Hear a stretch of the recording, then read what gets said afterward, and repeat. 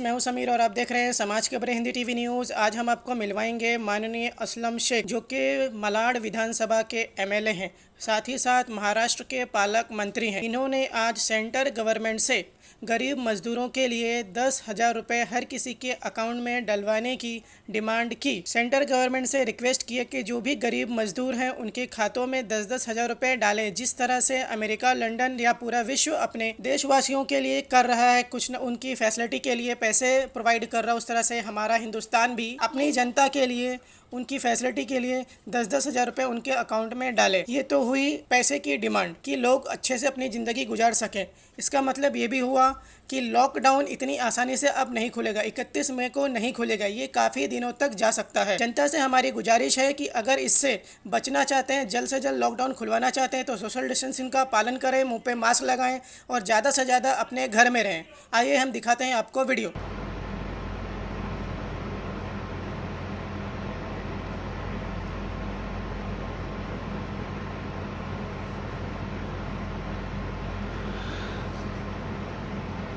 एक तरफ पूरी दुनिया, पूरा देश कोरोना से जूझ रहा है।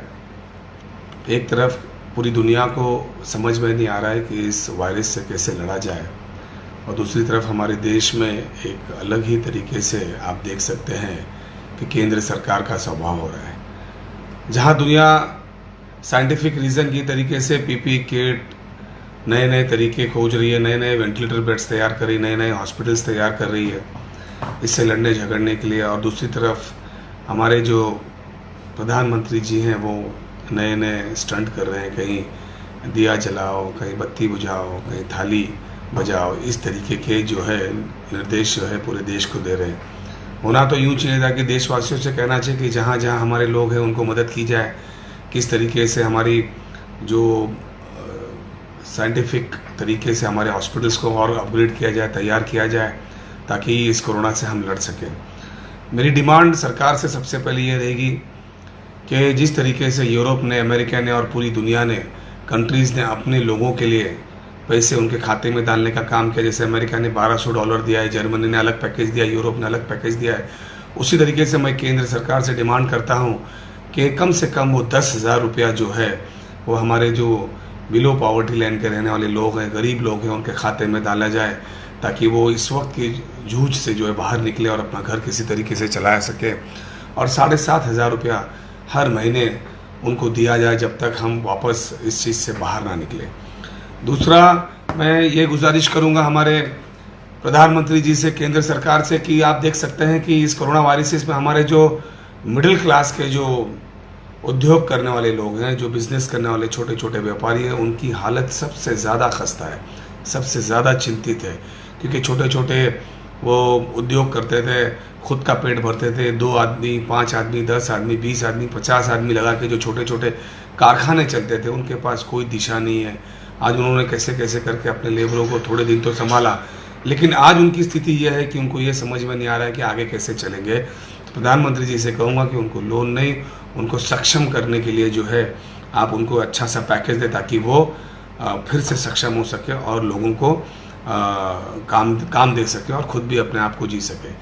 उसके अलावा आपने देखा होगा कि हमारे देश के जो माइग्रेंट वर्कर हैं वो किस हाल से गुजरे हैं। मेरे ख्याल से इतना बदहाल पूरी दुनिया में कहीं नहीं हुआ होगा जितना बदहाल जो है माइग्रेंट वर्कर्स का इस देश में हुआ है। उनकी ट्रेनें छोड़ी गई, वो ट्रेन कहाँ के लिए छूटी और कहाँ गई। महाराष्ट्र के अंदर महाविकास अघाड़ी ने जितने माइग्रेंट वर्कर हैं उनका खाने का, पीने का, उनको ले जाने का इंतज़ाम, पूरे ट्रेन में बिठाने का इंतज़ाम किया, लेकिन वो ट्रेन जो उनके डेस्टिनेशन में जानी चाहिए थी वो कहीं और चली गई ना। उनको रास्ते में वहाँ पहुँचने के बाद कोई खाना दिया गया, और उसके साथ जो हाल दिखे हैं, किस तरीके से लोग चल के बगैर चप्पल के इतनी कड़ी धूप में पैर के नीचे कोई बॉटल बांध रहा है, कोई उसको गोली बांध रहा है, इस तरीके से जा रहे थे। और एक तो माइग्रेंट वर्कर का हाल देख के तो आंखों में आंसू आ गया पूरे देश के, कि बिहार के अंदर एक 23 साल की महिला जो स्टेशन के ऊपर मरी पड़ी थी और उसका बच्चा उसके ऊपर की चादर खींच रहा था कि ट्रेन आ गई है। ये हाल इस देश के अंदर माइग्रेंट वर्कर्स का हुआ है। मैं केंद्र सरकार से गुजारिश करूंगा कि उनको जो है, जितने माइग्रेंट वर्कर गए हैं उनके घर में वो सारी सहूलतें करें जिससे वो अपना जीवन सही तरीके से गुजार पाए। मुंबई शहर जो है हमारा ये शहर पूरे देश को एक मजबूती देने का काम करता है। 16.5% कंट्रीब्यूट करता है देश का। मुंबई की इकोनॉमी में 60% जो है कस्टम ड्यूटी जो है मुंबई शहर से जाती है। 40% के फॉरेन ट्रेड यानी 40,000 करोड़ से ज़्यादा ये पैसा जो है मुंबई से जो है केंद्र सरकार को जाता है। और पूरे देश का 35% इनकम टैक्स जो है वो मुंबई शहर से जाता है। तो मैं चाहूँगा कि मुंबई शहर को इस लावारिस तरीके से ना छोड़े। यहाँ के जो इंफ्रास्ट्रक्चर के प्रोजेक्ट है, जैसे कोस्टल रोड है और जो ब्रिजेस बन रहे हैं, जो नए इंफ्रास्ट्रक्चर डेवलप हो रहे हैं, उनके ऊपर ज़रूर ध्यान दे के मुंबई को भी एक अच्छा सा पैकेज देने का काम करेंगे। और ये लॉकडाउन जिस तरीके से स्टंटबाजी में किया गया था, बिल्कुल दिमाग नहीं अपनाया गया था कि क्या होना चाहिए और किस तरीके से सहूलतें होना चाहिए।